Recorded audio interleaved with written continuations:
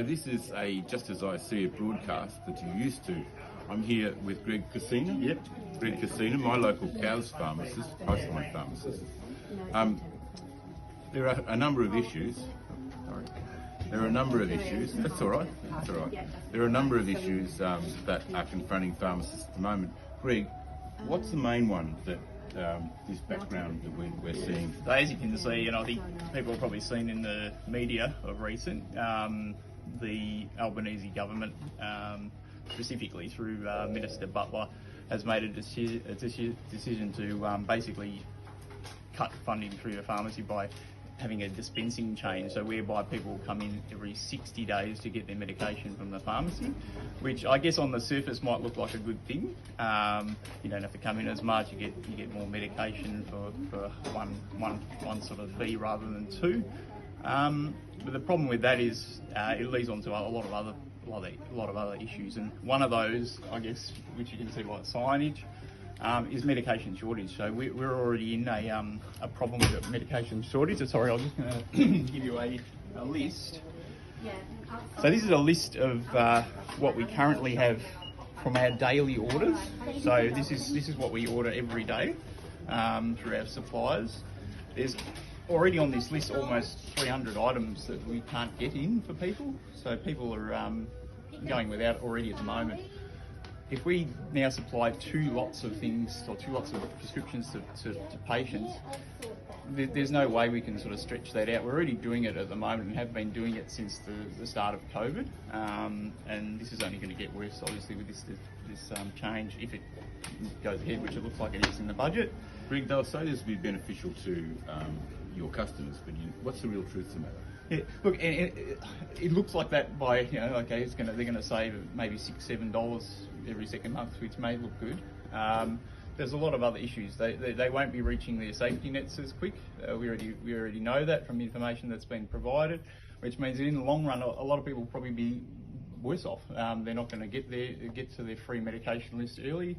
They're going to be obviously losing money in the long term. And the biggest issue, and I guess the hidden sort of message behind this, and none of this is being put out there, is that, people sort of said, it's just an issue of mathematics. If you're going to sort of provide funding to a pharmacy every 2 months rather than every 1 month, that's obviously half of what we're currently getting, and that comes through our dispensary, that funds our pharmacists, it funds our staff, which obviously people enjoy their service every day. We see the same people in here every day, and these are people that can't get into their doctors, they can't get help from other sources, they don't want to go to a hospital emergency centre, they don't want to go to the emergency hub. They come in to see the pharmacist, and that simply can't happen if we've only got half the money to fund those people. I have two pharmacists. One of the things that I've heard from other pharmacists in your area here is that some of the very small pharmacies will just have to close if this happens. That's right. And look, we're not the smallest pharmacy, but it's going to affect us the same way. I mean, I don't like to be scared. I don't like to scare people, but I've been quite upfront with a lot of our customers who we see every day. Look, we may not open every day. We may open every second day. We may cut our hours by half. It's a simple mathematics issue. You do need to look at these things.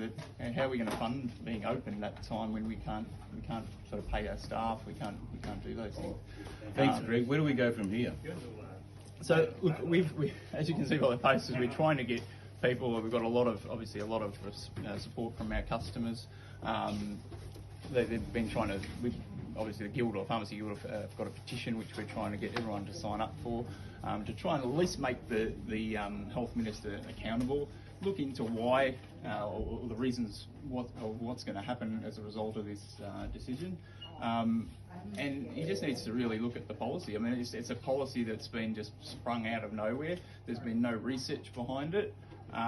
No consultation with the Guild, no consultation with the pharmacists on the ground level. It may look good to save $6 every second month or whatever, but it's not. They just haven't looked at what the outcome of this is. I mean, the long-term outcome is people won't be able to go to their pharmacy anymore.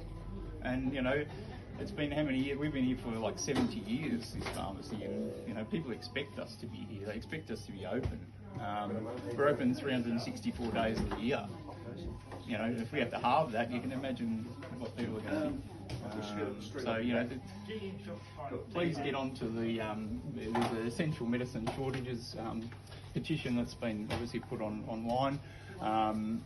Bring your, if you're not in an area where, if you've got to bring your senator, your Labor senator, and really get onto them and sort of ask them for answers, or at least ask them to get answers off the health minister, who simply is just avoiding the obvious sort of questions here of what this is going to result in. So, Thanks, Greg.